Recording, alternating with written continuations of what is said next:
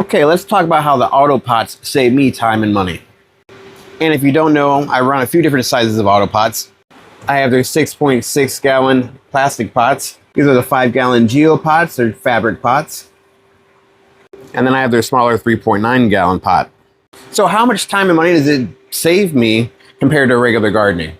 Let's start off. If you're growing in, let's say, a fabric pot, or let's just say a fabric pot. I don't know what you mean by traditional gardening, if you're meaning outside in the ground, because that way is usually obviously always cheaper. Growing indoor is always going to cost more.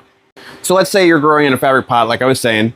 You have to water that. If it's a 5-gallon pot, you're usually watering what, every 2-3 days, usually 2 days, which is like 6 times a week. So 6 times a week, I'm coming down here for half an hour to an hour to water them all in. And it takes time to hand water them. For one, you have to make the batch of nutrients, but then you got to go around and you have to water the plants. So you're probably still down here for an hour. While me, on the other hand, with the autopots, I only need to come down here about once a week because they have reservoirs. Each of these reservoirs hold 12 point something gallons, but they also make up to 25-gallon fabric pots, or not fabric pots. They also make 25-gallon soft-bodied reservoir also. So these end up being perfect if you want to go on vacation or something like that. If you're going to be gone or away for a week, or sometimes maybe even more for who knows. This is going to keep your plants perfectly, and I mean perfectly, watered. In the bottom of the pot, you have these aqua valves over here. This is what waters your plant.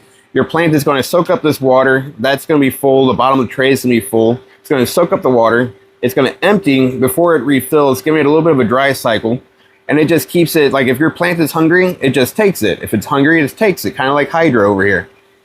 It doesn't run on electric or anything like that. It's just gravity fed, so you don't use any power.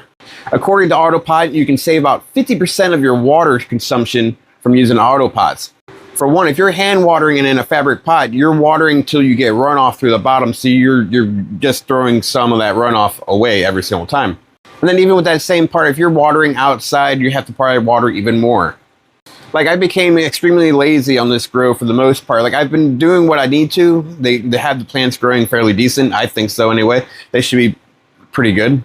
But I haven't been in this tent for a couple weeks. And like I said, I've only been filling up these autopots maybe every 3 to 6 days or so. It just depends on how much I'm putting into it and how much the plants are drinking. Even if I'm coming downstairs every 4 days instead of every 2 days, that's already half the time.